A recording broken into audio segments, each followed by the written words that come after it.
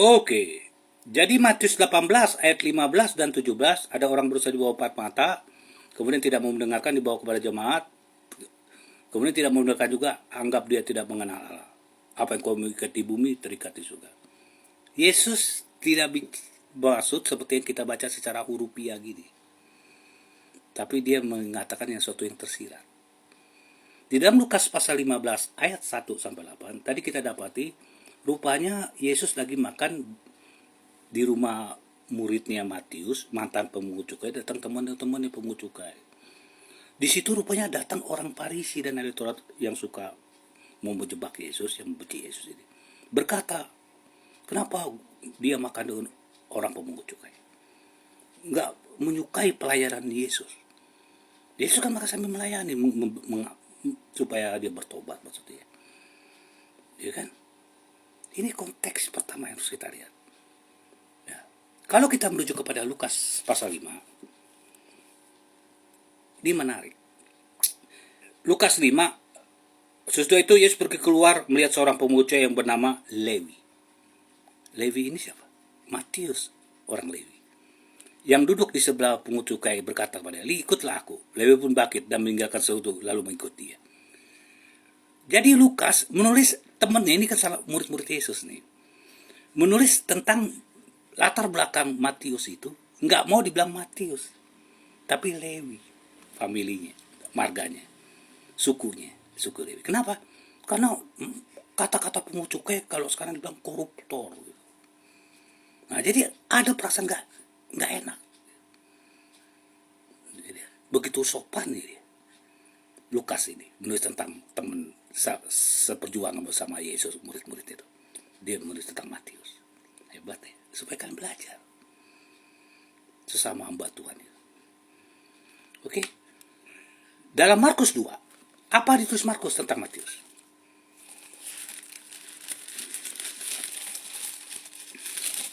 Dalam Markus 2 ayat 13 dan seterusnya.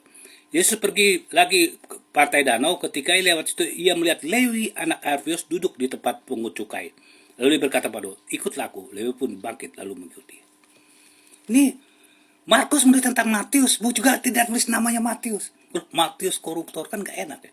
Kata pungut cukai jadi koruptor. Jadi zaman dulu pungut cukai dibenci loh dosanya di zaman Yahudi. Supaya kalian tahu bagaimana seperti sekarang. Jadi dia nggak enak Markus ini temannya menulis temannya Matius. Dia langsung Lewi sukunya, anak Alfius bapaknya. Mari kita lihat Matius sendiri, sang mantan koruptor ini, sebelum menjadi murid Yesus. Ya. Matius pasal 9. Matius pasal 9. Matius pasal 9 ayat 9. Setelah Yesus pergi dari situ, ia melihat seorang bernama Matius duduk di tempat pungut cukai. Lalu ia berkata kepadanya, ikutlah aku. Matius pun bangkit dan mengikut dia. Di sini kita ketahui bahwa dalam Matius 18, setelah pelayanan biasanya Yesus beristirahat di rumah Matius, salah satu muridnya yang udah bertobat, yang tadi dipanggil tadi, mantan koruptor. Konteks sekarang ya, pemungut cukai. Di sini datanglah orang-orang Farisi yang menghakimi, yang tidak menyukai cara Yesus bekerja, maka dengan orang berdosa, ngumpul dengan orang berdosa. Yesus mencari orang sakit, bukan orang sehat. Dia cari orang berdosa. Orang Farisi atau Taurat yang mengaku pemimpin agama ini lain cara pandang. Itu bisa kita lihat Lukas pasal 15 ayat 1 dan 9. Jadi kita paham di sini.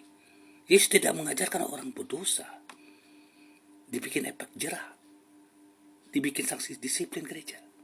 Karena murtad sih Wahyu 18. Dan kalian ahli-ahli perjanjian baru pun tidak mengerti bagaimana yang tersirat dari yang tersurat. Itu sebabnya harus Sabat hari ke-7.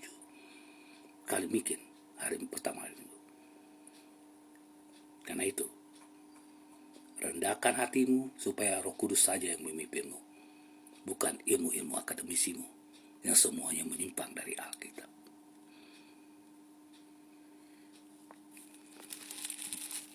Jangan lepas konteks. Pertama konteksnya dulu kita lihat. Kemudian kita menguji ayat yang paralel itu. Seperti yang kita lakukan sekarang. Bagaimana Matius 18 ini menganggap orang berdosa dianggap tidak mengenal Allah, tapi di bawahnya dibilang mengampuni 70 kali 7. Ini kan bertentangan nih. Nah ini udah konteksnya membuat kita bingung. Kalau kita mengikuti urupiah kayak gitu. Nah, baru kita lihat Lukas 15. Oh di situ ada pihak ketiga yang namanya orang Parsi ahli Taurat yang suka mencari-cari kesalahan Yesus. Dia tidak senang Yesus melakukan pelayanan bersama orang berdosa. Dia tidak senang Yesus lagi makan sambil menginjil kepada orang pungut cukai. Karena dia merasa eksklusif gitu. Umat Allah. Dan sekarang Kristen pun begitu.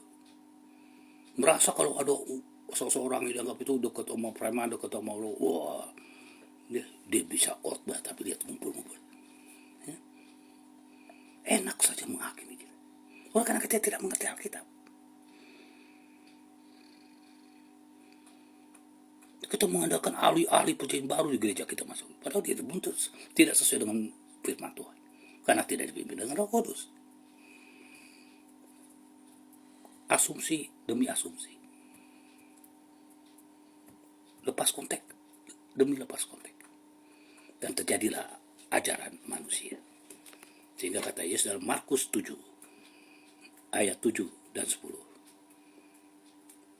Pandai sekali kamu menggunakan tradisi hanya untuk mengabaikan perintah-perintah Allah. Yang kamu lakukan ibadah ajaran manusia. Itu terjadi. Yesus mengutip dari Nabi Yesaya. Dalam Yesaya pasal 29 ayat 13.